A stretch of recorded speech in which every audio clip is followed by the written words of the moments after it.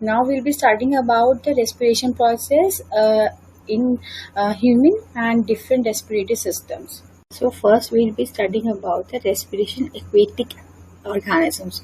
Aquatic का मतलब होता है बेटा जो पानी के अंदर रहते हैं वो ऑर्गेनिज्म, वो एनिमल्स, वर्टिब्रेट्स या जिनके अंदर रेस्पिरेटरी सिस्टम है एंड वो पानी के अंदर है। अब देखो पानी के अंदर है तो उनके पास क्या होगी, डिजॉल्व ऑक्सीजन होगी। ठीक है, पानी के अंदर अमाउंट ऑफ ऑक्सीजन डिजॉल्व जो होती है वो कम होती है।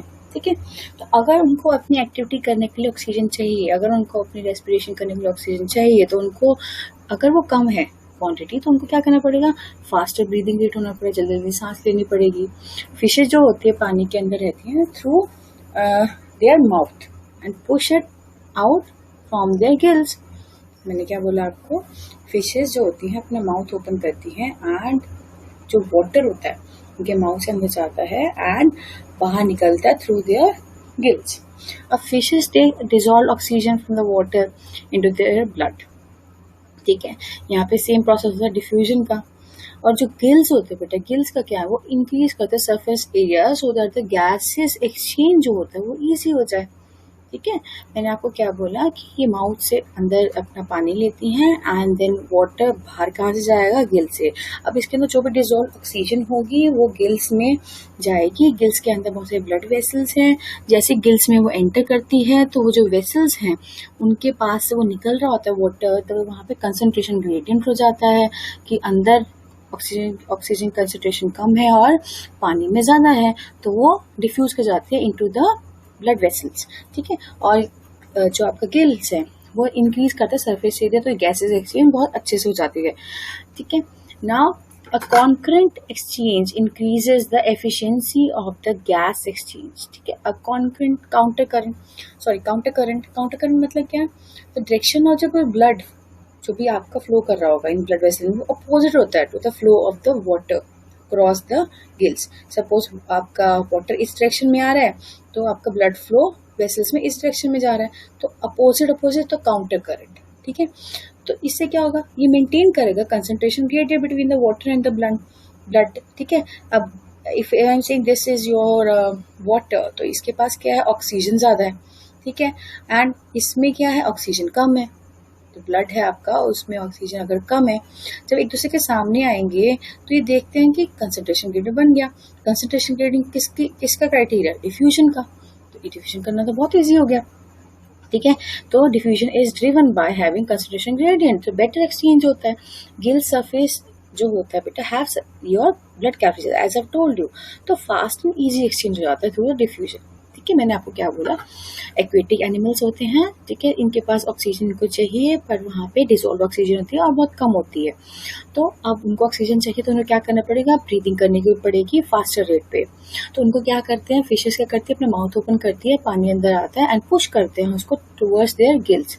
गिल्स के पास जाता है, गिल्स में रुकता है बिकॉज वहाँ पे सरफेस एरिया गिल्स ने इंक्रीज कर दिया। गिल्स के अंदर आपकी ब्लड वेसल्स होती हैं। ठीक है, जो आपकी एक ऑक्सीजन पुअर ब्लड लेकर आ रही होंगी, लेकिन जब वो गिल से निकलेंगी तो वो ऑक्सीजन रिच ब्लड लेके जाएगी। ठीक है, तो लेकिन किस तरह का फ्लो होता है जी, इसमें काउंटर करंट एक्सचेंज होता है। कैसे, जो वाटर का डायरेक्शन है that is opposite to the direction of the blood flowing in the gills. ठीक है, जैसे आपकी ये हम डायग्राम में देखते हैं, वाटर एंटर करता है माउथ से। ठीक है, आर्ट करने के बाद उसको पुश किया जाता है एंड गिल से वो बाहर निकलता है। ये गिल्स हैं, गिल सरफेस एरिया इंक्रीज करते हैं, जैसे दीज ओपनिंग्स हो कहते हैं ओपर्कुलम। फाइन, सो अगर हम डायग्राम में देखें तो ये सब आपके क्या है, गिल्स के फिलामेंट्स हैं। ये फिलामेंट्स के अंदर क्या होती है, आपकी ब्लड वेसल्स होती हैं। ठीक है, अब और डिटेल में देखो, अगर एक को हम देखें, इतने को हम देखें तो हमने क्या देखा कि आपका जो ब्लड है दैट इज ऑक्सीजन पुअर, वो एंटर करता है गिल्स के अंदर। वाटर जो है वो फ्लो कर रहा है, देखो वाटर जा रहा है, तो यहाँ कंसंट्रेशन ग्रेडियंट हो रहा है।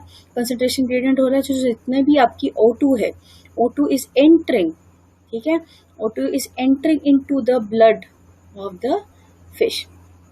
ठीक है, blue colour is always given for the your oxygen जिसमें कम होगी, एंड ऑक्सीजन रिच वाले को आप रेड कलर देते हैं। Fine. So here you can see blue color is turning into blue colour is turning into your red colour. Red colour मतलब oxygen बहुत ज्यादा आ चुकी है. अब जब ये पानी बाहर निकल रहा होगा, इसके अंदर ऑक्सीजन की क्वांटिटी कम होगी. Fine. So now will be starting another your system in your earthworm. अब देखो अर्थवॉर्म भी आपकी रेस्पिरेशन करता है, रेस्पायर करता है, और वो स्किन से करता है. अब यहाँ पे वो चीज अलग हो गई. ठीक है, स्किन से करता है, मॉइस्ट स्किन रहती है उसकी, ऑक्सीजन को ऑब्टेन कर लेता है एयर से. ठीक है, और फ्रॉग में क्या होता है बेटा, फ्रॉग में वो अपनी स्किन से भी कर सकता है. ठीक है, उसके पास लंग्स भी होते हैं. ठीक है, तो स्किन से कर, क्यूटेनियस रेस्पिरेशन कहते हैं उसे. ठीक है, इंसेक्ट्स में क्या होता है, जैसे ग्रास होपर और कॉकरोच, हाउस फ्लाई. ठीक है, इनमें कुछ अलग तरह के रेस्पिरेटरी ऑर्गन्स होते हैं जिनको एयर ट्यूब्स, ठीक है, या ट्रैकिया बोलते हैं. ठीक है, ट्रैकियल सिस्टम होता है, reaches to every part of the body. Opening इसका स्प्रेकल्स. ये क्वेश्चन एक कॉम्पिटिटिव एग्जाम एनटीएससी में आया था, तो आप इसको जरूर पढ़िए. स्प्रेकल्स, स्प्रेकल्स कहाँ होते हैं, on the lateral side and opens into the tracheal system. ठीक है, लेटरल साइड बेटे कहते हैं, this is your lateral side. ठीक है, लेटरल साइड, डॉर्सल वेंट्रल ऊपर नीचे, and then this is your lateral side, sides में. Carbon dioxide moves out from the spiracles, वो बाहर निकलता है. अब डायग्राम में देखिए कैसा, आपका एयर जो होती है वो अंदर जाती है ट्रैकिया में. ठीक है, ये वर्ड आपको ह्यूमन के अंदर भी मिलेगा, बट यहाँ पे कुछ और मतलब है उसका. जैसे वो एंटर करेगा ट्रैकिया से, आपकी एयर एंटर करती है. ठीक है, फिर उसके बाद जो बॉडी के अंदर ये डिवाइड हो जाती है, आगे आगे फर्दर जाते हैं तो उनकी ब्रांचिंग होती है. ठीक है, कुछ एयर स्पेसेस होते हैं. ठीक है, बॉडी के सेल्स होते हैं, आगे जाके आपकी थिन आपकी ट्यूब्स बनते हैं जिनको ट्रैक्यूल्स कहते हैं. ठीक है, और यहीं से आपकी क्या चीज बाहर निकलती है, एयर वापस भी आ जाती है. तो इस तरह का रेस्पिरेटरी सिस्टम है इनके पास. So now we'll be studying about the human respiratory system. आप सब जानते हैं, आप लोगों ने छोटी क्लासेस में ये पढ़ा भी है, ह्यूमन रेस्पिरेटरी सिस्टम. सी इसके इंट्रोडक्शन में अगर हम देखें तो क्या है कि ये मेन ह्यूमन के अंदर एक रोल प्ले करता है जहाँ पे गैसेस एक्सचेंज होगी बॉडी एंड एटमॉस्फेयर के बीच में. ठीक है, एक ऐसा सिस्टम है जो आपको हेल्प करने वाला है बॉडी एंड एटमॉस्फेयर के बीच में जो भी एक्सचेंज करना है आपने गैसेस का उसमें. तो अगर इसमें देखें तो उसमें इसके क्या मिलेगा, इसको एक्सटर्नल नॉस्ट्रल्स मिलेंगे. ठीक है, जहाँ से ओपनिंग होती है and you'll take the air from the atmosphere inside your body. फिर एक ऐसी कैविटी होती है जो आपकी नोज के अंदर होती है, इंटरनल नॉस्ट्रल्स होते हैं जहाँ पे फैरिंग्स में एंटर कर रहे होते हैं. ठीक है जी. देन फैरिंग्स हमने पढ़ा था आपकी इन योर डाइजेशन ऑल्सो, नेजोफैरिंग्स, ओरोफैरिंग्स है ना, रिंगोफैरिंग्स अभी आप वो पढ़ेंगे. तो ऐसे इसके फैरिंग्स के 3 पार्ट होते हैं. ठीक है, देन एपिग्लॉटिस. ठीक है, एपिग्लॉटिस पे हमने पढ़ा था कि जो आपकी food pipe and wind pipe को सेपरेट करता है, ऐसा ना हो कि खाना आपके एंटर कर जाए into your windpipe. Then larynx, जिसको वोकल कॉर्ड भी बोलते हैं, वॉइस प्रोडक्शन यहाँ से होती है, पिच आपकी जो वॉइस की होती है यहाँ से बनती है. देन ट्रैकिया एक ऐसे मोटी ट्यूब है. ठीक है, then trachea splits into 2 bronchi. देखिए अगर मैं आपको दिखा पा रही हूँ, this is your larynx, then comes your trachea. Trachea में कुछ ऐसे कार्टिलेज के आपके स्ट्रॉन्ग मसल्स हैं कि वो इतना जब प्रेशर से आप सांस लेते हैं तो ये जो आपकी बर्स्ट नहीं होती है ट्यूब ट्रैकिया. तो ये कुछ आपकी ब्लू जो आपकी दिख रहे हैं आपको, कुछ फोल्ड्स है, रिंग्स हैं आपके कार्टिलेज के, और ये हेल्प करती है उसको कि कोई भी प्रेशर हो तो उसको बियर कर ले. ठीक है, फिर आप आगे देखेंगे तो ये जो ट्रैकिया है डिवाइड कर जाता है इंटू टू ट्यूब्स, इनको बोलते हैं आपके ब्रोंकाई. ठीक है, सिंगुलर देखेंगे तो ब्रोंकस होता है. फिर फर्दर जो ब्रोंकियाई है दैट डिवाइड्स इनटू ब्रोंकियोल्स. ठीक है, जो आपकी फर्दर डिवीजन होगी that are called bronchioles. Then further division जो होगा जब ये लास्ट में पहुंचेगा, दीज आर कॉल्ड एल्वियोलाई. ठीक है, तो अगर आपको कोई क्वेश्चन पूछा जाए कि आपके लंग में कौन सी ऐसी यूनिट है जो डायरेक्ट कांटेक्ट में है gases exchange, that is your alveoli. मैंने क्या बोला, सबसे पहले आपकी आएगी ट्रैकिया. ठीक है, ट्रैकिया के बाद आएगी स्प्लिट होगी ब्रोंकियोल्स में, ब्रोंकाई में. देन ब्रोंकियाई जो आपका होता है वो आगे फर्दर डिवाइड करता है, उनको छोटे माइन्यूट ब्रांचेस निकालता है जिनको बोलते हैं ब्रोंकियोल्स.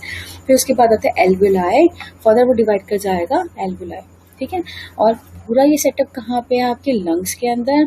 और लंग्स किस पे रेस्ट करता है, किस पे रुका हुआ है? That is your diaphragm. ठीक है, ये डायफ्रागम, ये रहा आपका डायफ्रागम, ये डायफ्रागम है। ठीक है, तो you all can see in this diagram. तो अगर रेस्पिरेटरी सिस्टम का हम या पढ़ते हैं तो पहला है कि अपर पार्ट में क्या है आपका? अपर पार्ट में की नोज है जो सबसे पहले एंटर करवाएगी। ठीक है, फिर नेजल कैविटी है जहाँ पे फिल्टर होगा, जो आपकी एयर है वो वार्म होगी as per the body requirement, moisture आएगा उसके अंदर। ड्राई एयर तो खतरनाक है, बिकॉज अगर ड्राई है तो आपके जो सेल्स हैं तो उनको प्रॉब्लम हो सकती है, तो उसको पहले मॉइस्ट किया जाएगा। ठीक है, एंड माउथ है। ठीक है, माउथ है तो आपका ओरल कैविटी का पार्ट आता है, बट रेस्पिरेटरी से आप मुंह से भी दे देते हो जैसे सांस, तो तब। फिर फेरिंग्स।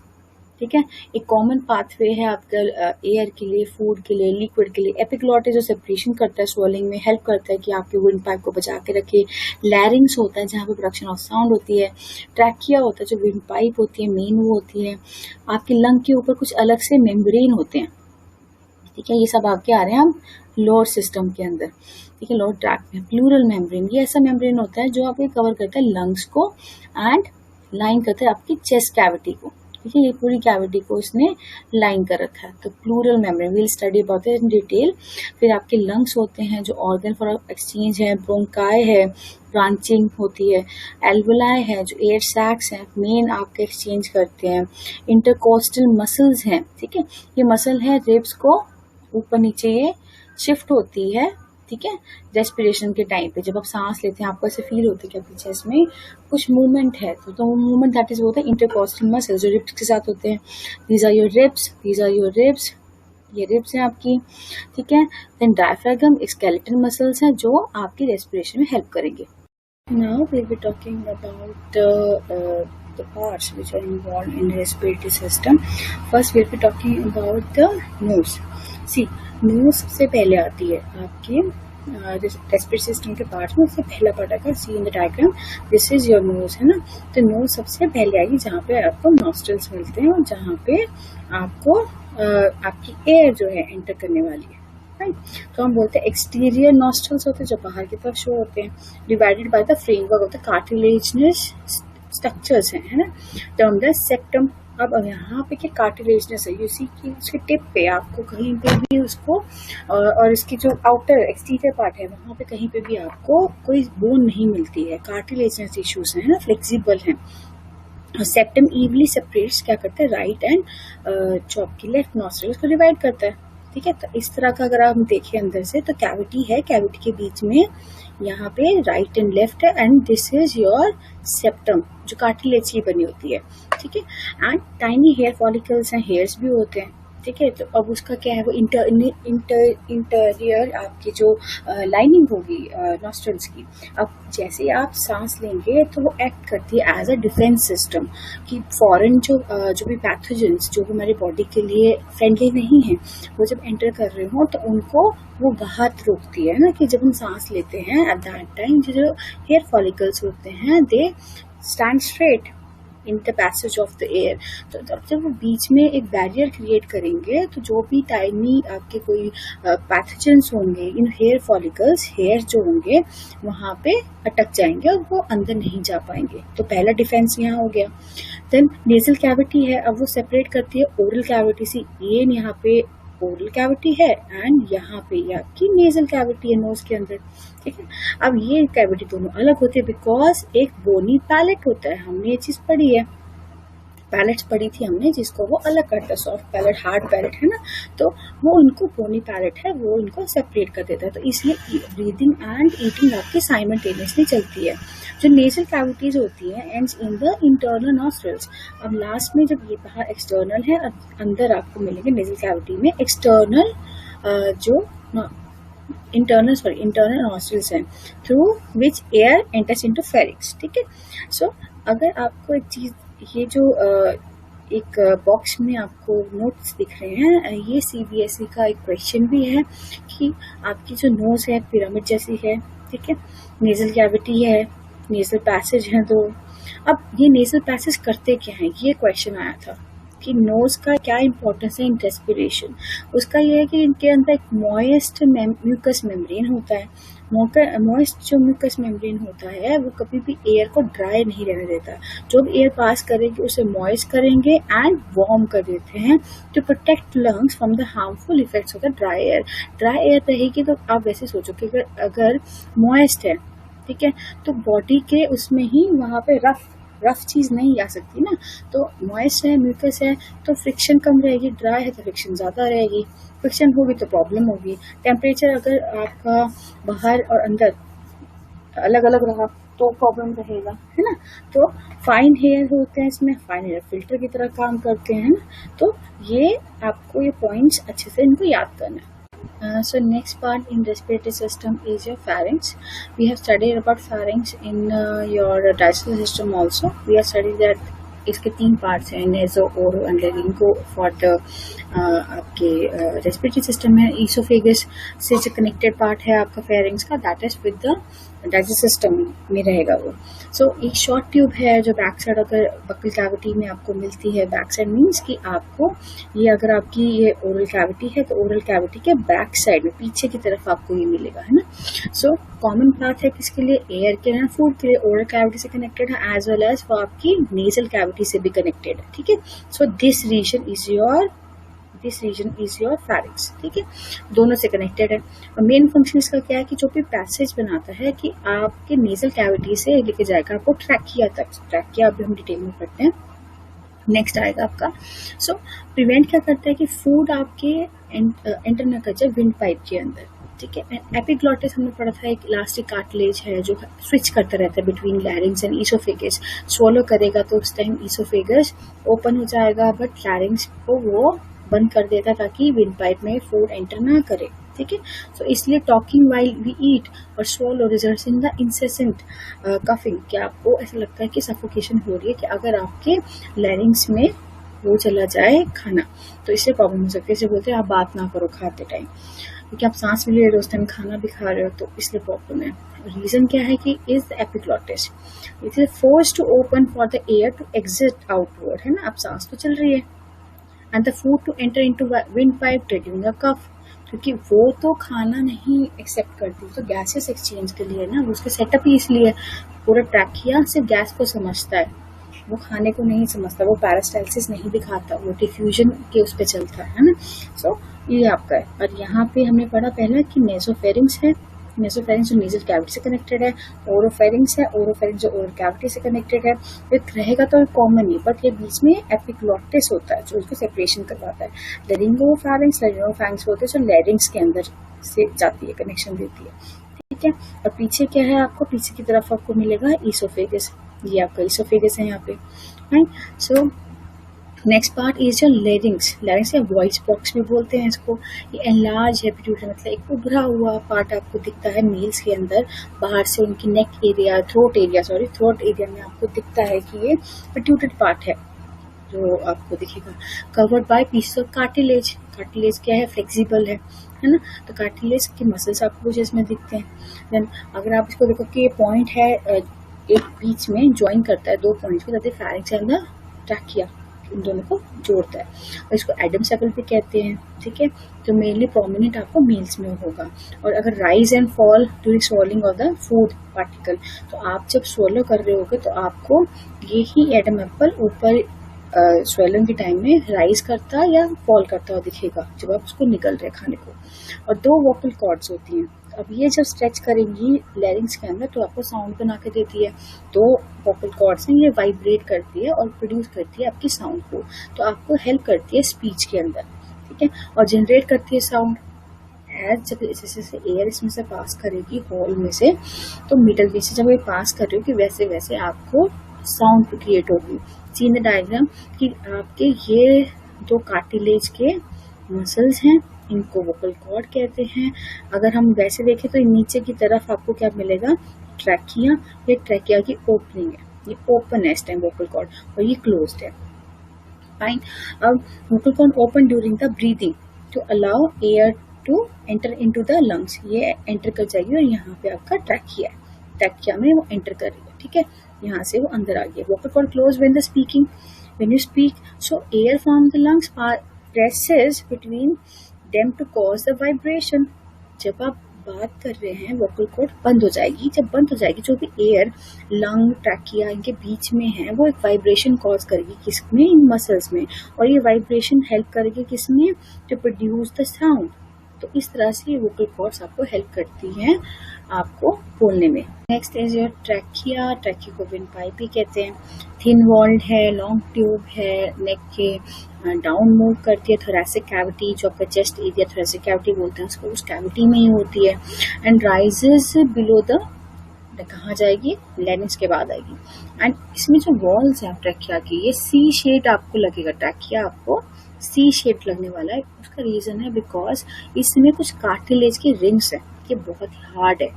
देखो अब जब भी सांस आए, अगर किसी ट्यूब में आपने लंबी सांस ले ली है, ठीक है, एक लॉन्ग ब्रेथ आपने ब्रीथिंग करी है एंड उससे क्या होगा, प्रेशर बढ़ेगा। तो क्यों ट्रैकिया बर्स्ट नहीं हो जाती, वो उनको बचाता कौन है, क्योंकि इनके पास कुछ कार्टिलेज की रिंग्स लगी हुई हैं और ये रिंग्स उसको बर्स्ट होने में बचाती है और मेंटेन करती है बाय कंप्लीटली एक्सपेंडिंग, है ना। तो आपको जब बहुत लंबी आप सांस लेते हैं एक एक्सटेंड पे जाके आपको लगता है कि नहीं, इससे ज्यादा हम सांस नहीं ले सकते बिकॉज कार्टिलेज के जो मसल्स हैं, सी इन द डायग्राम, जो कार्टिलेज आपकी ट्रैकिया है पूरी, इस ट्रैकिया के अंदर ये जो आपको पिंक पिंक दिख रहे हैं दीज आर द आपके कार्टिलेज मसल्स। अब ये कहीं फ्लेक्सिबल तो पर एक हद पे जाके ये एक्सटेंड नहीं होते, वहां ट्रैकिया को रोक देते हैं। Fine, so x tends further down into the जाएगा का चेस्ट बोन में जाएगा, इन्फ्लेट इनटू टू, अभी आगे जाके दो में डिवाइड हो जाएगा। ठीक है, हमने स्टार्टिंग में भी पढ़ा था, टू ब्रोंकाई में डिवाइड हो जाएगा और ईच आपका ब्रोंकाई जो आपका ब्रोंकस है ये जाएगा इनटू योर ईच लंग, एक लंग में जाएगा, दूसरे लंग में जाएगा। अब कोटेड विद, अब इसमें क्या है, इसके अंदर कोटिंग मिलेगी आपको सिलिएटेड एपिथेलियम, आप 9th क्लास में पढ़ चुके हैं। सिलिएटेड मतलब क्या, इनमें कुछ सीलियाज होंगे। अब सीलिया क्यों, क्योंकि अगर देखो जैसे थ्रेड लाइक प्रोजेक्शंस हैं आपके सेल के अंदर, कुछ थ्रेड लाइक प्रोजेक्शंस हैं, ये सेल अगर ये सारे थ्रेड एक ही डायरेक्शन में मूव करते हैं तो एयर की मूवमेंट बहुत जल्दी आपकी हेल्पफुल होती है। ठीक है, सीलिया क्या होता है, थोड़े से थ्रेड लाइक प्रोजेक्शंस होते हैं, धागे की तरह लगते हैं, सेल में से निकले होते हैं। तो ये प्रोजेक्शंस आपको हेल्प करते हैं कि आपकी एयर की जो मूवमेंट है वो फास्ट हो और एक डायरेक्शन में हो। प्लस इसमें क्या होता है, ग्लोबुलेट सेल्स होते हैं, ग्लोबुलेट सेल्स क्या होते हैं, म्यूकस, फ्रिक्शन रिड्यूस करनी है ना, with discharge mucus to moisture the air, moisture करना चाहिए, ड्राई नहीं चाहिए, तो ड्राई होगा तो फ्रिक्शन होगा, फ्रिक्शन होगी तो प्रॉब्लम होने वाली है। सो हमारे पास दो लंग्स हैं, ठीक है, this is your larynx part. Larynx से आप कहाँ आते हैं, आप आते हैं ट्रैकिया के अंदर। ट्रैकिया के पास कार्टिलेज के रिंग्स हैं, कार्टिलेज हेल्प करती है उनको कि ओवर एक्सपैंड ना कर जाए, सी शेप उनको देती है। इन रिंग्स सी शेप की रिंग्स होती हैं, कंप्लीटली एक्सपैंड नहीं होने देती है रिंग्स, है ना। एंड ये आपकी आगे जाके दो ब्रोंकाई में डिवाइड हो जाते हैं। ईच ब्रोंकस मतलब इसका सिंगुलर है, प्लूरल इज ब्रोंकाई। देन आपका ईच ब्रोंकस एंटर करता है लंग के अंदर, लेफ्ट वाला लेफ्ट में जाएगा, राइट वाला राइट में जाएगा, आगे उनका आगे। अभी हम पढ़ते हैं। सो इनके अंदर सिलिएटेड एपिथेलियम सेल्स होते हैं। ये सीलिया आपके 9th में पढ़ा डाइवर्सिटी चैप्टर में, सीलिया एंड फ्लैजेला। तो सीलिया क्या होते हैं बेटा, सीलिया होते हैं कि थोड़े से प्रोजेक्शंस होते हैं, थ्रेड लाइक प्रोजेक्शंस होते हैं जो हेल्प करते हैं कि एक ही डायरेक्शन में जाए एंड फास्ट मूवमेंट हो आपकी एयर की। देन इसमें ग्लोबुलेट सेल्स होता है, ग्लोबुलेट सेल्स का काम है म्यूकस देना ताकि आपके पास मॉइस्ट एयर ना हो, मॉइस्ट एयर हो एंड ड्राई एयर ना हो, विद ड्राई एयर से फ्रिक्शन बढ़ जाएगी एंड प्रॉब्लम हो सकती है। ठीक है, so next is your next we will be studying about the next part is your bronchi. So next is your bronchi. अब ब्रोंकाई का क्या, अब आपके जो ब्रोंकाई एंटर कर चुके हैं अपने अपने लंग्स में। ठीक है, तो ट्रैकिया का हमने पढ़ा था, दो ट्यूब में स्प्लिट होता है और एंटर करता है इंडिविजुअली अपने अपने लंग में, राइट एंड लेफ्ट है। तो राइट ब्रोंकस है वो शॉर्टर है एंड स्ट्रेट है, while left bronchus is slightly longer than the left, which enters obliquely, मतलब ऑब्लिक इस तरह से एंटर करता है इनटू द लेफ्ट लंग। अब लेफ्ट लंग में क्या है, देखो बेटे, लेफ्ट लंग में आपके चेस्ट में यहाँ पे हार्ट होता है। ठीक है, तो इस वजह से ऐसा है। तो bronchi are lined by mucus, goblet cells, mucus वाले हमने पढ़ा, और यहाँ पे सिलिएटेड हैं। ठीक है, बट आगे जब आप पढ़ोगे ना ब्रोंकाई का, आगे जाके वो डिवाइड करते हैं ब्रोंक्यूल्स में। ठीक है, मैंने क्या बोला, आपके ब्रोंकस होते हैं, सी इन द डायग्राम, आपका सबसे पहले ट्रैकिया आया, ट्रैकिया ने आगे जगह डिवाइड कर दिया दो के अंदर, दो में क्या हुआ, आपका ब्रोंकस हुआ, हर ब्रोंकस, दोनों ब्रोंकस अपने अपने लाइन में गए, ब्रोंकस आगे जगह डिवाइड करके और छोटी छोटी आपकी ब्रांचेस में जिनको बोलते हैं ब्रोंक्यूल्स। तो हमने बोला ट्रैकिया में म्यूकस वाले सेल्स होते हैं, globular cells, and ciliated epithelium होता है, same is with the bronchi, bronchi में भी यही होता है, म्यूकस वाले ग्लोबुलर सेल्स होते हैं, सिलिएटेड एपिथेलियम होता है, बट जो ब्रोंकाई की फर्दर ब्रांचेस जो बनेंगी ब्रोंक्यूल्स बोलते होंगे, वहां पे ये लाइनिंग नहीं मिलेगी आपको, ये जो म्यूकस वाले एंड एपिथेलियल सिलेटेड सेल्स की नहीं मिलती है। एंड कार्टिलेज की जो रिंग्स होती है यहाँ पे इनकम्प्लीट होती है, जैसे ट्रैकिया में तो कंप्लीट सी शेप आपको मिल रही थी, है ना, सी शेप उसको मिल रहा था, एंड यहाँ पे ब्रोंकस में इनकम्प्लीट रिंग्स होती है, बस अब सपोर्ट जरूर करते हैं उसे। फिर bronchi are divided into secondary and tertiary, ठीक है, आगे फर्दर ये क्या बताया इसकी, ब्रोंकाई एक जो आपकी जा रही होगी ब्रोंकाई, वो फर्दर डिवाइड कर जाएगी इसमें सेकेंडरी टर्शियरी ब्रोंक्यूल्स में, और वो फर्दर डिवाइड कर जाएगा, ब्रोंक्यूल्स भी आगे जाके फर्दर डिवाइड कर जाएगा किसमें, आपके स्मॉल एयर सैक्स में, जिनको एल्वुलाई कहते हैं। अगर आपको कभी क्वेश्चन आए कि कहाँ पे एक्सचेंज ऑफ गैस होता है, एक्सचेंज ऑफ गैस आपके रेस्पिरेटरी सिस्टम में एल्वुलाई पे होता है, लास्ट पार्ट जहाँ पे अब एयर जा रही है, अब यहाँ पे जाके उसने चेंज होना है, अपने ब्लड में जाना है। अभी एल्वुलाई क्या है, एल्वुलाई छोटे छोटे से सैक्स है, ठीक है, जैसे बैलून लाइक स्ट्रक्चर है और थिन वॉल्ड है, कितने थिन वॉल्ड है कि इनकी जो कवरिंग होगी ना, जो इनकी लेयर होगी, ठीक है, अगर मैं बोल रही हूँ ये इसकी एक लेयर है, तो इसमें एक सेल थिक होगी, मतलब सिर्फ एक ही सेल होगा यहाँ पे, ठीक है, तो मतलब जब ऑक्सीजन ने बाहर जाना है या CO2 ने अंदर आना है लंग के पास, तो सिर्फ उनको एक ही सेल को पार करके जाना होगा, तो इसलिए अनेबल भी करती है, हेल्प भी करती है, एफिशिएंट बनाती है किसको, exchange of oxygen carbon dioxide को इजीली आपको करने में हेल्प करती है। एल्वुलाई क्या करती है, एक सिक्रीट करता है, ये कॉम्पिटिटिव एग्जाम का हुआ क्वेश्चन कि सिक्रीट करता है डाइपैल्मिसाइल लेसिथिन, ठीक है, डाइपैल्मिसाइल पैल्मिसाइल आपका लेसिथिन प्रोटीन है एक कॉम्प्लेक्स विच प्रिवेंट करता है इसको कोलैप्स करने में, टूटने में ड्यूरिंग एक्सहेलेशन, ठीक है। So next is first we'll study this in the diagram. See आपका मैंने बोला आपको सबसे पहले आपका ट्रैकिया आता है, ट्रैकिया आगे डिवाइड होता है ब्रोंकस में, ब्रोंकस आगे फर्दर डिवाइड होता है tertiary, secondary and tertiary bronchioles में, फर्दर डिविजन होगी उनकी, और छोटी छोटी अब डायमीटर के हिसाब से जो ब्रांचेस बन रही है वो कम होती जा रही है ना, ट्रैकिया बड़ा था, फिर ब्रोंकस आए तो वो कम डायमीटर के हुए, फिर और आगे फर्दर डिवाइड हुए ब्रोंक्यूल्स में, कम डायमीटर हो गया और ज्यादा, और हर ब्रोंक्यूल्स के लास्ट में जाके आपको एक बैलून दिखता है, balloon structure, see these are the alveoli, ये आपकी एल्वुलाई है। अभी एल्वुलाई में क्या होता है, डेंस नेटवर्क है आपका किसका, आर्टरी एंड वेन्स का, ठीक है, वहां पे कैपिलरीज जा रही हैं, अभी कैपिलरीज क्या करती है, एक्सचेंज करती है, तो क्वेश्चन यही बनता है कि आपकी एल्वुलाई में आपकी एक्सचेंज ऑफ गैसेज होती है, क्यों होती है, क्योंकि उन पर डेंस नेटवर्क ऑफ कैपिलरीज है, आर्टरीज एंड वेन्स वहाँ पे बहुत ज्यादा होती हैं, इसलिए एक्सचेंज करने में वो हेल्प करती है, ठीक है। और फिर नेक्स्ट ये हुआ कि उनके पास एक अपना कॉम्प्लेक्स भी बनाते हैं जिसको डाइपैल्मिसाइल लेसिथिन प्रोटीन कॉम्प्लेक्स भी है, जो उनको हेल्प करता है कि वो कोलैप्स ना कर जाए, और ये इजी होता है, इजी वन सेल ठीक है, इजी है आपके एक्सचेंज के लिए। तो नेक्स्ट इज योर लंग्स, ठीक है, लंग्स आपका चीफ सेंटर है, मेन पार्ट है जहाँ पे काम होने वाला है, इलास्टिक है, स्पॉन्जी है, सैक है ना, तो मोस्ट इम्पोर्टेंट आपके रेस्पिरेटरी सिस्टम में ये इन्वॉल्व है। अब ये थोरेसिक कैविटी में मैंने बताया, चेस्ट के अंदर नियर द बैकबोन है, अब ऑन इसके दोनों जो हार्ट होता है, और ये हार्ट के दोनों साइड पे आपको मिलेगा, मतलब अगर मैं आपको डाटा में दिखाना चाहता हूँ, यहाँ पे आपको एक मिलेगा आपका हार्ट, तो टुवर्ड्स द लेफ्ट लंग, और ये हार्ट के दोनों साइड पे आपको मिलेगा, और ये रेस्ट करता है लो सर्विस में, क्या बोलते हैं उसको, डायफ्रेगम आपके मसल्स होते हैं उन पे ही रेस्ट करता है, और ये पेयर में है, ठीक है, एक्सचेंज में हेल्प करता है आपकी एयर का एंड ब्लड के और एटमॉस्फेयर में कनेक्शन बनाता है. Compared to the left lung, the right lung is quite bigger and heavier because left lung shares space with the space of the chest with the heart. ये मैंने आपको बता दिया है. ठीक है. See in this diagram, ये भी आपका वो ये trachea, windpipe, then bronchus, bronchus के बाद फिर आपके आगे ब्रोंकस के बाद आपके आगे ब्रोंकाई, फिर उसके बाद हमने अब यहाँ पे पढ़ा था आपका ट्रैकिया, ब्रोंकाई, देन आपका आया ब्रोंकाई के बाद हमने ब्रोंक्यूल्स भी पढ़े, एल्वुलाई भी पढ़े. ठीक है. Now we are studying about the lungs. ठीक है. So now we'll start. See यहाँ पे आपको थोड़ा सा डिटेल हम पढ़ लेते हैं. Right lung is divided into 3 lobes. वो 3 लोब्स में 3 लोब्स मतलब 3 पार्ट्स है. आपको ऐसे दिखेगा जैसे ना आपको एक ही लंग के अंदर अलग अलग से कहीं पे सेपरेशन से दिखेंगे. ठीक है. तो उसको हम पढ़ रहे हैं कि वो 3 लोब्स का इस तरह का कोई स्ट्रक्चर है. ठीक है. सो और आपका लेफ्ट वाले में 2 लोब्स होती हैं. ठीक है.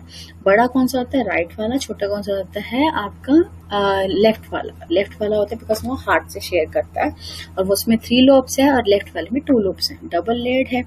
ठीक है. डबल लेड मतलब each lobe is covered bye visceral pleural membrane. एक मेम्ब्रेन है जिसका नाम है विसरल प्लूरल मेम्ब्रेन, उससे ये कवर्ड रहता है. ठीक है. Whole membrane is covered by the parietal pleural membrane. देखो 2 मेम्ब्रेन है, visceral pleural and parietal pleural membrane. अब आप डायग्राम में देखो, आप देख सकते हैं इस डायग्राम में देखिए ये लंग है. ठीक है. ये आपका मसल है. मसल आपके किस पे जुड़े हुए हैं? आपके रिब्स के ऊपर. रिब्स के ऊपर उनकी कवरिंग है. ठीक है. तो आपको सबसे पहले क्या मिलेगा? लंग्स के ऊपर मिलेगा आपको विसरल प्लूरा. विसरल प्लूरा का मेम्ब्रेन या प्लूरल मेम्ब्रेन. ठीक है. और जो पूरा आपका लंग होगा, पूरे लंग के ऊपर कवरिंग किसकी होगी? प्लूरल मेम्ब्रेन की. ठीक है. Parietal pleural membrane. ठीक है. मैंने क्या बोला आपको? मैंने बोला कि आप जब लंग के अगर मेम्ब्रेन पढ़ते हैं अंदर से बाहर जाते हैं तो आपको पहले मिलेगा विसरल प्लूरल मेम्ब्रेन, फिर उसके बाद एक स्पेस आएगा. ठीक है. फिर उसके बाद आपको एक और जगह मिलेगी जिसको आप बोलते हो, एक और कवरिंग हो, इसको बोलते हैं parietal pleural membrane. Visceral pleural membrane and parietal pleural membrane के बीच में एक स्पेस है जिसको प्लूरल स्पेस बोलते हैं. ये जो स्पेस होता है एक फ्लूइड से फिल्ड होता है, इसको बोलते हैं pleural fluid and forms pleural sacs. ठीक है.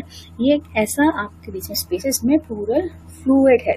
अब इन सबका कोई ना कोई रोल है. ठीक है. अब ये जो प्लूरल फ्लूइड है और ये सैक जो इन्होंने एक एम्प्टी स्पेस सा इन्होंने बीच में बना दिया, इसको सैक को फिल कर दिया एक फ्लूइड से.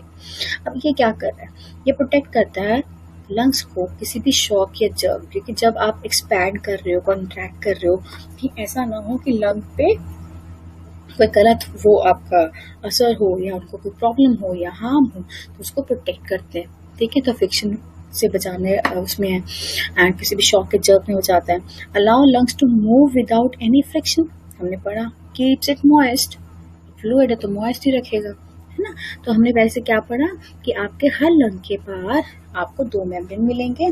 ठीक है. 2 मेम्ब्रेन कैसे? लंग से अगर अंदर से बाहर और लंग के ऊपर सबसे पहले कवरिंग आएगी विसरल प्लूरल मेम्ब्रेन की, फिर उसके बाद एक स्पेस आता है और फिर एक दूसरा मेम्ब्रेन आता है जिसको बोलते हैं parietal pleural membrane. Visceral pleural membrane and parietal pleural membrane के बीच में एक स्पेस है जो प्लूरल सैक बनाता है, पूरा या प्लूरल स्पेस बनाता है. वो फिल्ड होता है किसी फ्लूइड से. फ्लूइड क्या करता है? उसको फ्रिक्शन से बचाता है, शॉक या जर्क से बचाता है और लंग्स को मॉइस्ट रखता है. फाइन. आपकी राइट वाले में इसको 3 लोब्स मिलते हैं. You can see the upper lobe, middle lobe and lower lobe.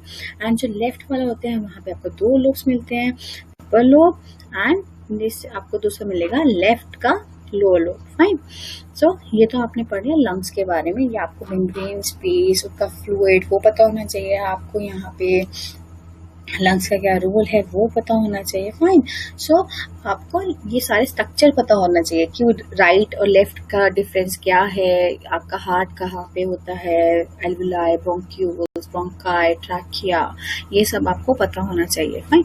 So now we will be studying about the mechanism of respiration exchange of gases in और the breathing cycle in human respiratory system. Fine. So in this we will be studying about these steps of respiratory system. Now we'll be studying about the mechanism of respiration in human. So these are the steps which are involved in the respiration of human. So first आप breathing करते हैं, so pulmonary आपकी ventilation भी कहते हैं, फिर आप external respiration करते हैं ना, फिर transport करते हैं आप ऑक्सीजन को to your tissues, and internal respiration होते हैं, मतलब माइटोकॉन्ड्रिया का काम हो रहा है, and then वहाँ से जो आपका वेस्ट प्रोडक्ट है CO2 उसको टिश्यू से बाहर निकाल के ब्लड में डाल दिया जाता है. So ये आपके प्रोसेसेस हैं. We will studying these processes in detail. So first आपका क्या होता है, फर्स्ट आपकी होती है ब्रीदिंग, या उसको पल्मोनरी आपकी वेंटिलेशन भी कहते हैं. ठीक है. सो पल्मोनरी वेंटिलेशन मतलब अब मूवमेंट ऑफ एयर होने वाली है into and out of the lungs. तो वेंटिलेशन का मतलब ये होता है कि अंदर आना एयर का या बाहर जाना. तो हमारे पास उसका सिस्टम क्या है, हमारे पास वो लंग्स है. ठीक है. जो हमने पढ़ा था विसरल आपके मेम्ब्रेन होते हैं, प्लूरल मेम्ब्रेन होता है, उनमें प्लूरल स्पेस होता है, उसके अंदर उनकी प्लूरल फ्लूइड होता है. तो वो बिल्कुल सेट है कि आपका एक्सपैंड भी कर सकता है एंड उसको कॉन्ट्रैक्ट भी कर सकते हैं. ठीक है. एंड ब्रीदिंग जो आपकी क्या करती है, सप्लाई करती है आपकी ऑक्सीजन टू द एल्वोलाई. अब हमने पढ़ा था ट्रैकिया के आगे क्या, ब्रोंकाई, ब्रोंक्यूल्स, फिर एल्वोलाई. ये ऑक्सीजन जहाँ आती है एल्वोलाई के पास एलिमिनेट करेगी, यहाँ पे डिफ्यूजन क्या करेगी, हमने पढ़ा था कि सिंगल सेल थिक होती हैं. सिंगल सेल थिक है तो यहाँ पे क्या हो रहा है बेटा कि इनके पास हमेशा एक सेल रहता है एक्सचेंज करने के लिए. मतलब यहाँ से अगर मैं कहती हूँ आपको ब्लड जा रहा है, ब्लड के अंदर CO2 ज्यादा है और यहाँ पे O2 ज्यादा है आपके पास. तो अगर O2 को अंदर आना है ब्लड के पास तो वो एंटर कर जाएगी एक सेल को पार करके, और यहाँ पे जो आपकी ब्लड के अंदर CO2 है वो CO2 बहुत इजीली डिफ्यूज कर जाएगी आपके एल्वोलाई के अंदर, है ना. तो यहाँ से आपका एक्सचेंज करना बहुत इजी है. ठीक है. The main muscle involve in the breathing are the intercostal muscles and the diaphragm. ना इंटरकॉस्टल मसल्स बेटा क्या है, ये ना 11 पेयर्स ऑफ इंटरकॉस्टल मसल्स हैं जो ऑक्यूपाई स्पेस करते हैं. जैसे आपकी रिब्स होती है ना, रिब्स जैसे यहाँ पे डायग्राम में देखिए आपकी रिब्स हैं, रिब्स के बीच में. ठीक है. ये बीच में आपको 11 पेयर्स आपको मिलेंगे जो इंटरकॉस्टल मसल्स के between 12 pairs of rib. Last वाले में नहीं होती, ये बीच बीच में आपको ये मिलते हैं. And they arrange in 2 layers. 2 layers मतलब आपको एक्सटर्नल भी मिलेगा और इंटरनल मसल्स भी मिलेंगे. ठीक है. आप इसमें देख सकते हो ये रिब्स हैं. ठीक है. रिब्स में एक्सटर्नल तो ये रहे आपके एक्सटर्नल एंड इंटरनल. ठीक है. 2 लेयर्स की तरह ये अरेंज करके आपको मिलेगा. 2 लेयर सिस्टम है जिसमें इंटरनल और एक्सटर्नल मसल आपके इंटरकॉस्टल के हैं. अभी दोनों अलग तरह से बिहेव करते हैं इसलिए ये अलग है, इसलिए 2 लेयर्स हैं. ठीक है. और ये रेस्ट करता है किस पे, आपका जो लंग्स है रेस्ट करते हैं डायफ्रागम पे जो डोम शेप्ड है, इस तरह से डोम शेप्ड है. ठीक है. यहाँ पे आपका लंग रहता है और ये रहता है किसके ऊपर है, डोम शेप, उस पे रेस्ट कर रहे होते हैं, है ना. तो और थोरेसिक कैविटी में होते हैं, है ना. सेपरेट करते हैं किसको, ये जो देखो अब ये जो आपका लंग है वो तो थोरेसिक कैविटी में. नीचे आपका अगर डाइजेस्टिव सिस्टम में देखा जाए तो यहाँ पे आपका स्टमक है. ठीक है. तो अगर हम देखें कि तो आपका डायफ्रागम जो है सेपरेट करता है, जो डायफ्रागम का ये मसल्स हैं ये सेपरेट करते हैं किसको, आपके रेस्पिरेटरी सिस्टम को, है ना, एंड आपके digestive system, abdominal cavity, thoracic cavity ऊपर वाली, चेस्ट वाली कैविटी एंड अब्डोमिनल कैविटी जहाँ पे स्टमक है उनको सेपरेट करता है. ठीक है. So breathing depends upon the changes in pressure. जब भी आप ब्रीथ करते हैं तो प्रेशर होता है, वॉल्यूम, है ना. थोरेसिक कैविटी का वॉल्यूम और प्रेशर तो बढ़ेगा जब आप ब्रीथ कोई कर रहे हो. ठीक है. आप उसको अपने अंदर जो भी लंग्स हैं, फ्लेक्सिबल आपके मसल्स हैं, आप उनको एक्सपैंड कर रहे हो. ठीक है. तो प्रेशर बढ़ेगा. Since air flows from area of high pressure to area of low pressure. यही होता है कि अगर हम बैलून में भी किसी आपके एक जगह पे उसको दबाते हैं तो बाकी जहां हमने दबा दी वहां पे एयर के मॉलिक्यूल्स मूव करके दूसरी जगह पे जाते हैं, पर वहां पे प्रेशर उसकी वॉल्स को एक्सर्ट कर रहे होते हैं. तो changing the pressure inside the lung, हाँ वो होगा. और डायरेक्शन ऑफ एयर फ्लो यही बताएगा हमें कि जहां से आप दबाओगे तो दूसरी तरफ को जाएगा आपका. तो अगर मैं आपको बोलती हूँ एक जगह पे मैंने एरिया कम कर दिया और प्रेशर लगा दिया, दूसरी जगह जब आपके एयर मॉलिक्यूल्स आपके मूव करेंगे, है ना, तो वो कहाँ पे एक्सर्ट करेंगे, जो भी उसका कंटेनर होगा उसकी वॉल्स पे. तो सेम आपके कहाँ पे एक्सर्ट कर रहे हैं, ये आपके लंग्स पे आपको करेंगे प्रेशर. ठीक है। तो now will be studying about the mechanism of breathing, जिसमें 2 स्टेप्स आते हैं ब्रीदिंग के। इसमें इंस्पायरेशन और एक्सपायरेशन आता है। तो first will be studying about the inspiration. Inspiration मतलब इनहेलेशन। आप इसमें क्या कर रहे हैं, ब्रीदिंग कर रहे हैं, आप एटमॉस्फेयर की एयर को अपनी बॉडी के अंदर लेके आ रहे हैं। फाइन। तो एयर जो आ रही है वो कहाँ जाएगी, आपके लंग्स के पास जाएगी। जब आप एयर को अंदर लेके आएंगे तो ओवरऑल जो आपकी वॉल्यूम होगी थोरैसिक कैविटी की, वो क्या होगी, इंक्रीज हो जाएगी। ये आपको पॉइंट्स याद रखने हैं। और एयर प्रेशर होगी डिक्रीज हो जाएगी। अब आप केमिस्ट्री में एक बार पढ़ेंगे बॉयल्स लॉ। बॉयल्स लॉ कहते हैं कि अगर वॉल्यूम आपकी इंक्रीज होती है तो एयर प्रेशर आपका डिक्रीज हो रहा है, राइट। सो कंट्रैक्शन आपकी किसकी होगी, एक्सटर्नल। अब देखो मैंने आपको बोला था कि 2 लेयर्स है, इंटरनल और एक्सटर्नल। तो इसका मतलब यहाँ पे दोनों का अलग एक काम होने वाला है। क्या कंट्रैक्शन होगी किसकी, एक्सटर्नल इंटरकॉस्टल मसल्स की। एंड द डायफ्रागम क्या करेगा, एक्सपैंड करेगा किसको, थोरैक्स को या थोरैसिक कैविटी को। जो डोम शेप था ना, अब वो मूव करने लगेगा, एरिया देने लगेगा, ठीक है। And diaphragm plus your external intercostal ये क्या करेंगे बेटा, कॉन्ट्रैक्ट करेंगे। और कॉन्ट्रैक्ट करके ये मूव डाउनवर्ड होंगे और लंग की वॉल्यूम क्या होगी, इंक्रीज। ठीक, मैंने क्या बोला आपको, एयर आपके अंदर आई, फाइन, एयर आई और आपकी जो चेस्ट होती है, ठीक है, रिब के जो होता है एक्सपैंड करता है। और आपका क्या करेगा, जो आपकी रिब के जो मसल्स हैं, ठीक है, जिसमें एक्सटर्नल मसल्स हैं, वो क्या करेंगे, कॉन्ट्रैक्ट करेंगे। इससे क्या होगा, कॉन्ट्रैक्ट करने से आपकी जब चेस्ट, आप जब सांस लेते हैं तो चेस्ट ऊपर की तरफ मूव करती है, वो मूव करेगी। इससे क्या होगा, इनहेलेशन के टाइम डायफ्रागम के भी मसल कंट्रैक्ट करेंगे, आपकी वॉल्यूम बड़ी होगी थोरैक्स में और वो उसको डायफ्रागम को नीचे की तरफ धकेलेंगे। जैसे उसको धकेलेंगे, उसका डोम शेप जो आपका जो स्ट्रक्चर है, ठीक है, ये डोम शेप स्ट्रक्चर है। जैसी अगर मैं इसी चीज को ऊपर से प्रेशर दे रही हूँ तो ये बन जाता है, इस तरह से टर्न हो जाता है। तो इस तरह से आपके जो लंग्स होते हैं बेटा, उन लंग्स को ज्यादा एरिया मिल जाता है, फाइन। तो ऐसे जैसे आपका ये डायफ्रागम नीचे आएगा तो लंग्स को वॉल्यूम बढ़ाने के लिए एरिया ज्यादा मिलेगा, ठीक है। तो इतना एरिया उसको एक्स्ट्रा मिला। इसको अगर इजी वे में पढ़ना था, इवेंट्स पढ़ लेते हैं। इसमें क्या होता है, सबसे पहले एक्सटर्नल इंटरकॉस्टल मसल को कंट्रैक्ट करेंगे, जिससे क्या होगा, आपकी जो रिब्स होंगी ना, रिब्स ऊपर की तरफ, आपकी जो चेस्ट होती है ऊपर की तरफ लिफ्ट हो जाती है। और इंटरनल कॉस्टल मसल ये रिलैक्स करते हैं, ठीक है। During the contraction of the external costal muscles क्या होगा बेटा, जो rib is pulled up as I told you, result in the increase in the thoracic cavity. Thoracic cavity अगर रिब्स हैं ऊपर की तरफ मूव हो जाती हैं, मूव होने के बाद थोरैसिक कैविटी का तो एरिया बढ़ ही जाएगा, ठीक है। थोरैसिक कैविटी फर्दर एनलार्ज होगी, कैसे, क्योंकि जब डायफ्रागम को प्रेशर दिया जाएगा और डायफ्रागम कॉन्ट्रैक्ट करेगा और वो लोअरिंग करेगा, मतलब नीचे की तरफ डोम से इस तरह से, जब अगर मैं बोलते डोम शेप्ड है, इसको प्रेशर दिया गया, वॉल्यूम बढ़ रहा है, ये कैसा चेंज होगा, इस तरह से आपका चेंज हो जाएगा। तो ऐसे करने से इतना एरिया, अगर मैं बोलती हूँ आपका लंग्स है, लंग्स में और ज्यादा एयर आ सकती है, fine.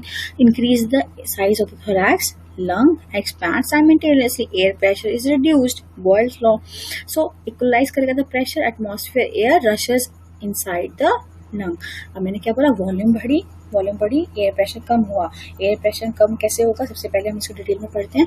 External intercostal muscle contract करते हैं, इंटरकॉस्टल मसल वो रिलैक्स करते हैं। एक्सटर्नल के कॉन्ट्रैक्ट करने से क्या होगा, आपकी रिब्स ऊपर की तरफ लिफ्ट होती हैं, वो ऊपर की तरफ लिफ्ट होगी तो थोरैक्स कैविटी, जो आपकी चेस्ट की कैविटी है, वो बड़ी हो जाएगी। तो क्या करेगा, लंग को भी ज्यादा एरिया मिलेगा। कैसे कि आपका जो डायफ्रागम है, डायफ्रागम भी कॉन्ट्रैक्ट करेगा, तो क्या होगा, आपके जो थोरैसिक कैविटी का साइज और इंक्रीज हो जाएगा, लंग्स और ज्यादा अपने अंदर एयर लेके आ सकता है।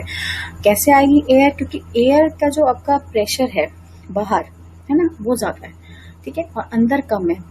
तो आप हमेशा क्या करते हैं, इक्विलिब्रियम की तरफ भागते हो, मतलब इक्वलाइज करने की कोशिश करते हो।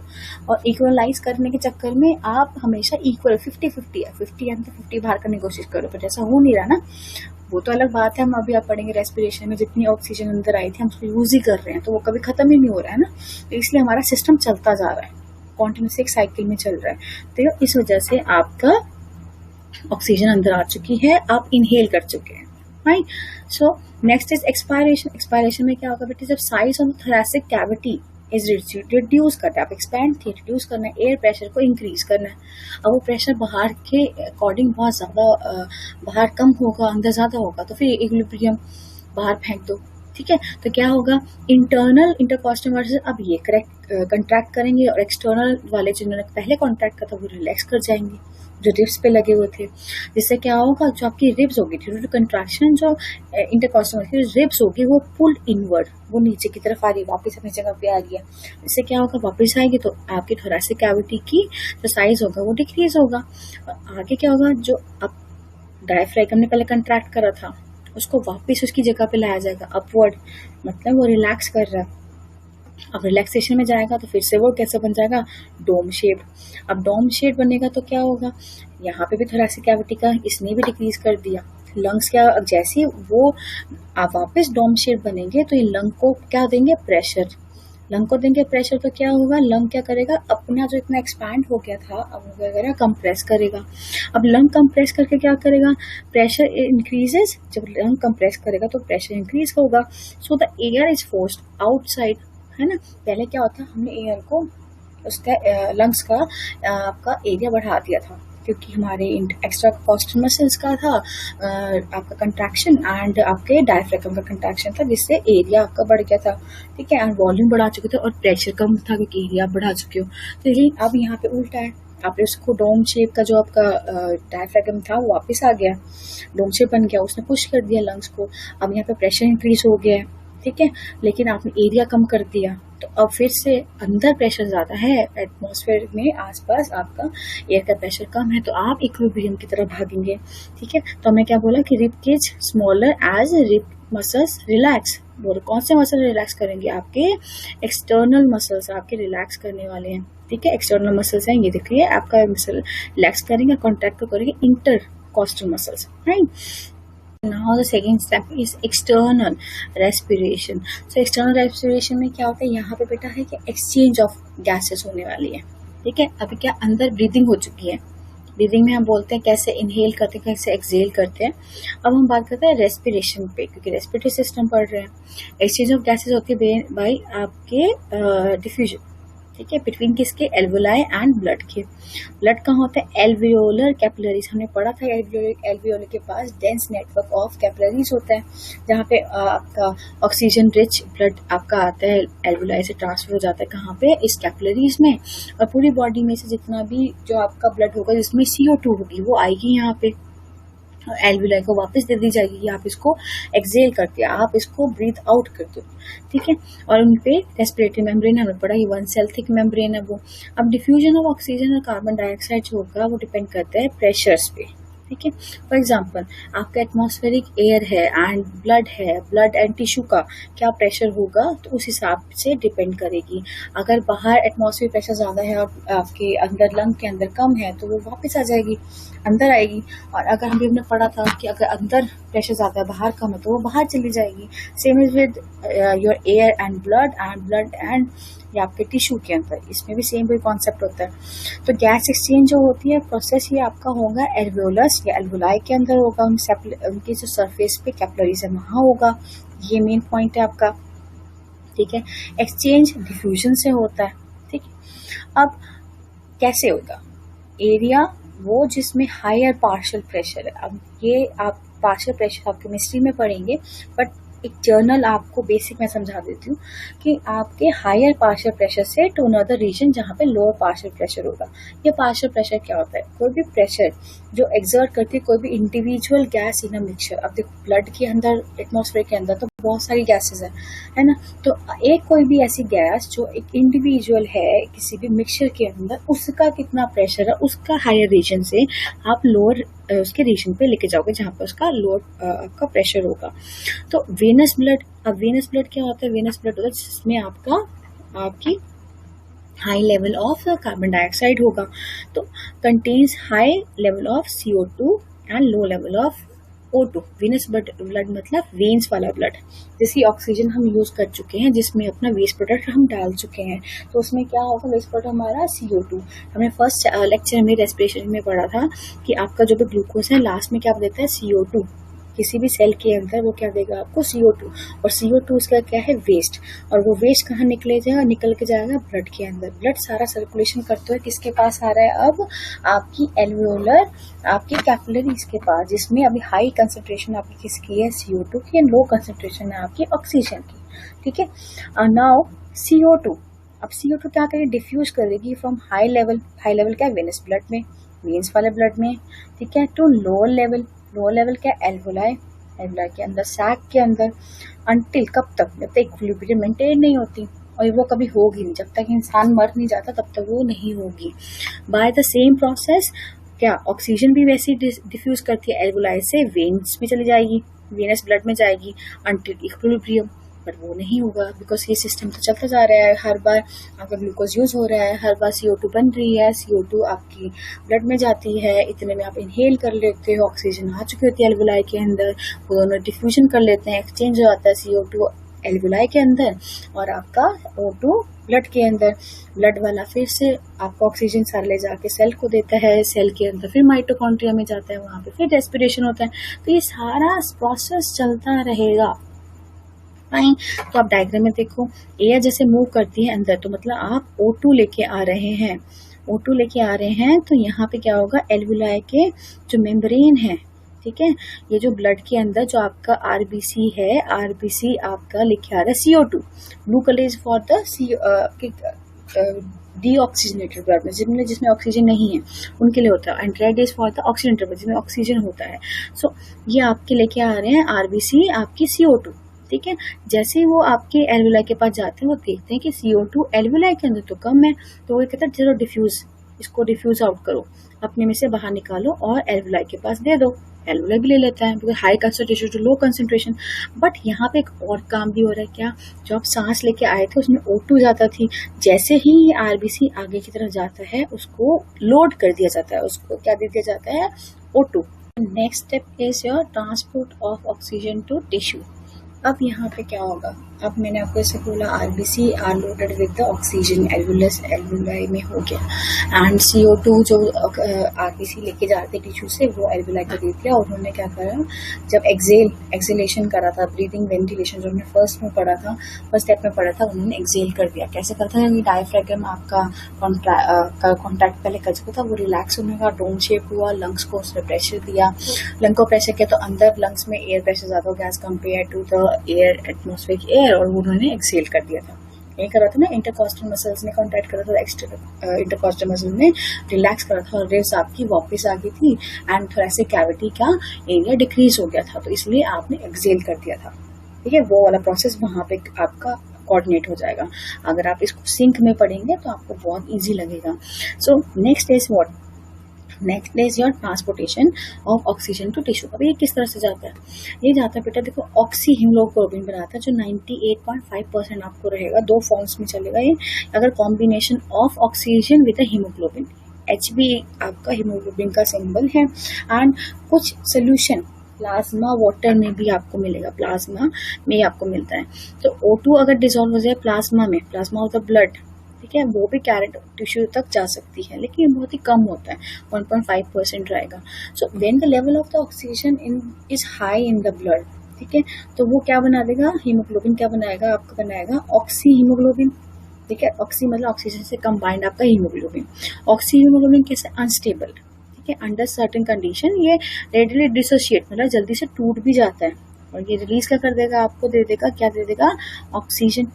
ठीक है, फैक्टर क्या इस पर डिपेंड करते हैं कि अगर आपकी लो लेवल ऑफ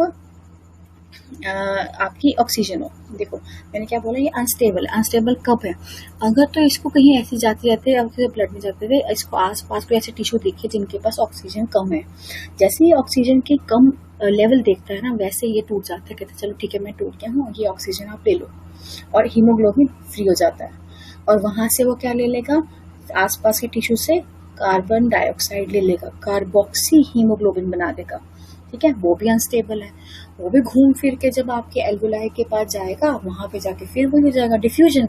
अरे यहाँ पे हाई कंसंट्रेशन है ब्लड के अंदर, तो लंग आपके एल्वुलाई के अंदर कम कंसंट्रेशन है, तो लेस से डिसोशिएट, मतलब टूट जाते हैं, रिलीज कर देते हैं, तो इतने में आपको फिर से लोड कर दिया जाता है, क्योंकि एल्वुलाई के पास फिर से ऑक्सीजन है, फिर आप ऑक्सी हीमोग्लोबिन बना के फिर से जा रहे हो टिश्यूज के पास, ठीक है। और अगर लो पीएच होगी, ठीक है, एंड रेज टेम्परेचर, तो वहां पे भी ऑक्सी हीमोग्लोबिन, क्योंकि अगर आपको फीवर होता है तो आपको सांस लेने में आपको फिटीक लगता है, आपकी रेस्पिरेशन का रेट भी कम हो जाता है, तो ऑक्सीजन आपकी नहीं टिश्यूज पे इतना पहुंच पाती है, इसलिए आपको थकान रहती है उस टाइम, लेकिन टेम्परेचर में भी ऑक्सी हीमोग्लोबिन अच्छे से नहीं बन पाता है। सो यहाँ पे क्या पढ़ा हमने, ऑक्सीजन फ्रॉम लंग आती है, आरबीसी में लोड हो जाती है, आरबीसी के अंदर या ऑक्सीजन के मॉलिक्यूल्स है, जैसे आपकी ऑक्सीजन को मान लो अगर आपके यहाँ पे टिश्यूज हैं, ठीक है, उन्होंने देखा टिश्यू में ऑक्सीजन का लेवल क्या है, बहुत ही कम है, एंड CO2 का लेवल ज्यादा है, ठीक है, तो ये सारी ऑक्सीजन कहाँ जाएंगे, इस टिश्यू में घुस जाएंगे, ठीक है, एंड यहाँ से जितनी भी CO2 होगी वो CO2 कहाँ आएगी, वो इस आरबीसी के साथ लोड हो जाएगी, ठीक है, ऑक्सीजन बाहर गई एंड CO2 अंदर आ गया, ठीक है। अब ये फ्लो फिर करेगा, ब्लड के अंदर फ्लो करते करते लंग के पास जाएगा, एल्वेलाई के पास, fine. So next part is your fourth part is internal respiration. इसमें क्या है, इसमें एक्सचेंज, ठीक है, एक्सचेंज ऑफ गैसेस। पहले एक्सटर्नल रेस्पिरेशन पढ़ा था जहाँ पे एल्वुलाई और ब्लड के बीच में हुआ था, तो पहले स्टेप में हमने क्या पढ़ा था, ब्रीदिंग, इनहेल एंड एक्सहेल के बारे में, कैसे प्रोसेस होता है। दूसरा स्टेप में हमने एक्सटर्नल रेस्पिरेशन पढ़ा जहाँ पे एक्सचेंज ऑफ गैसेस होते हैं between alveoli and venous blood में, जहाँ पे आरबीसी को लोड किया जाता है, अनलोड किया जाता है। अनलोड किसमें किया जाता है, जब CO2 वापस चली जाती है एल्वुलाई में, अनलोड किया जाता है विद ऑक्सीजन। तीसरा हमने पढ़ा कि क्या फॉर्मेशन होती है ऑक्सी हीमोग्लोबिन या कार्बोक्सी हीमोग्लोबिन की, वो कब कब होती है। चौथा हमारा स्टेप है इंटरनल रेस्पिरेशन। इंटरनल रेस्पिरेशन में बेटा क्या होता है, एक्सचेंज ऑफ गैसेस होती है। इसमें सेलुलर रेस्पिरेशन, मतलब अब ये सेल के अंदर होने वाला है, ठीक है, सेल के अंदर ऑक्सीजन गई, ऑक्सी हीमोग्लोबिन आया, उसने क्या करा, जैसे उसने देखा कि सेल के पास तो ऑक्सीजन कम है, तो उसने क्या डिफ्यूज कर दिया। डिफ्यूज करने के बाद उसने लिबरेट क्या करा, O2, ये O2 जा रही है अब सेल के अंदर। अब ये सेल के अंदर क्या करेंगे, ये तो ये Hb4O8 बोल सकते हो, या फिर आप इस तरह से इसको डिनोट कर सकते हैं, ठीक है। ये आपका जो हीमोग्लोबिन है बेटा, ये डिसोसिएट होकर क्या बना देगा, आपका बनाएगा हीमोग्लोबिन एंड ऑक्सीजन को रिलीज कर लिया। अब ये ऑक्सीजन हमें चाहिए ATP बनाने के लिए, और ये कहाँ जाएगी, माइटोकॉन्ड्रिया में, ठीक है। अब ये फ्री ऑक्सीजन है, देन ऑक्सीडाइज क्या करेगी ग्लूकोज को माइटोकॉन्ड्रिया में, और रिलीज क्या करेगी, एनर्जी और CO2 एंड वाटर। अब वाटर तो बॉडी यूज कर लेगी, एनर्जी ATP यूज कर लेगी। अब इस CO2 को क्या करे, इस CO2 तो बाहर निकालना पड़ेगा, और कंसंट्रेशन भी CO2 की ज्यादा, और ये ज्यादा रहेगी टॉक्सिक है हमारे लिए। तो क्या होगा, एनर्जी यूटिलाइज, और ये ऑक्सीजन जो होता है साथ में, जो वही ब्लड जो लेकर आया था ऑक्सीजन को, वही ब्लड इस CO2 को वापस लेके जाएगा। कैसे, देखिए आपकी ये ब्लड है, ब्लड की कैपिलरीज हैं। अब ऑक्सीजन तो ये ऑक्सी हीमोग्लोबिन से एंटर हो गया, और आपका माइटोकॉन्ड्रिया में रेस्पिरेशन होगी, रेस्पिरेशन की एनर्जी बन गई, और आपका वेस्ट प्रोडक्ट आपका CO2 बन गया। वो CO2 निकलेगा इसी आपकी आरबीसी में, आपसे हीमोग्लोबिन से बाइंड कर कार्बोक्सी हीमोग्लोबिन बना देगा, और ये ब्लड तो फ्लो ही करते जा रहे हैं, ब्लड फ्लो करके हार्ट इनको पंप करेगा, पंप करके, अभी आप सर्कुलेटरी सिस्टम में पढ़ेंगे, पंप करके कहाँ जाएगा, पंप करके आपके लंग्स के पास आएगा, fine. So in this you will be studying about कि वो ट्रांसपोर्ट कैसे हो रहा है, fine. So in this will be starting कि कैसे इसने ट्रांसपोर्ट करा। इसमें है कि आपका जो भी ट्रांसपोर्ट हुआ, ठीक है, जैसे CO2 है, CO2 क्या है, आपका वेस्ट प्रोडक्ट है, ठीक है। वेस्ट प्रोडक्ट में मतलब क्या, अब ये बॉडी को रिक्वायर्ड है, बॉडी किसी तरह से इसको यूज नहीं करती, वो तो प्लांट्स करते हैं, ठीक है। तो आप एक्सक्रीटेड, ये क्या एक्सक्रीटेड मतलब बाहर निकाले बाय द लंग्स, ठीक है। 3 मैकेनिज्म से CO2 आपके लंग्स तक जा सकती है। पहला मैंने आपको बताया था जैसे कार्बोनिक एसिड बनके, ठीक है। अब इसमें क्या है, कार्बोनिक एसिड मतलब H2CO3, ये आप अपनी चैप्टर 1 केमिस्ट्री में भी पढ़ चुके हैं एज एन एग्जाम्पल इसको। तो इसमें क्या है कि CO2 मिक्स कर जाएगी जो प्लाज्मा, ब्लड का प्लाज्मा है, टू फॉर्म कार्बोनिक एसिड, ठीक है। CO2 और जो वाटर होता है देन फॉर्म्स H2CO3। ये रिवर्सिबल आपका रिएक्शन है, तो ये जैसे ही लंग के पास जाएगा वहां जाके डिसोसिएट भी हो जाएगा, फाइन। दूसरा है बाइकार्बोनेट्स की तरह, SCO3 नेगेटिव के फॉर्म में इन द प्लाज्मा 70% आपको बनाएगा। तो अब यहाँ पे क्या कि कार्बोनिक एसिड जो भी आपकी होती है फॉर्म क्विकली आयनाइजेस, ठीक है।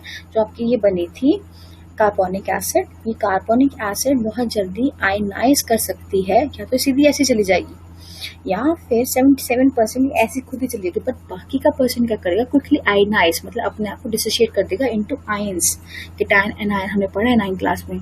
सो वहां से डिसोशिएट करके क्या बनाएगा, बाइकार्बोनेट एंड हाइड्रोजन, ठीक है, बाइकार्बोनेट एंड हाइड्रोजन आयंस। ये हाइड्रोजन आयंस तो बॉडी में यूज हो जाएंगे, ठीक है, लेकिन जो बाइकार्बोनेट्स हैं, एक एंजाइम है जिसका नाम है कार्बोनिक एनहाइड्रेस, वो इस रिएक्शन को करवाता है।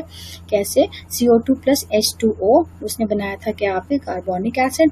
ये कार्बोनिक एसिड जो होती है वो अपने आप को आयनाइज कर लेती है in the presence of carbonic anhydrase की प्रेजेंस में, और तोड़ के आपको क्या देगा, एक तो हाइड्रोजन का आयन देगा, ठीक है, वो बॉडी यूज करेगी, या फिर आपको एक और देगा क्या, बाइकार्बोनेट।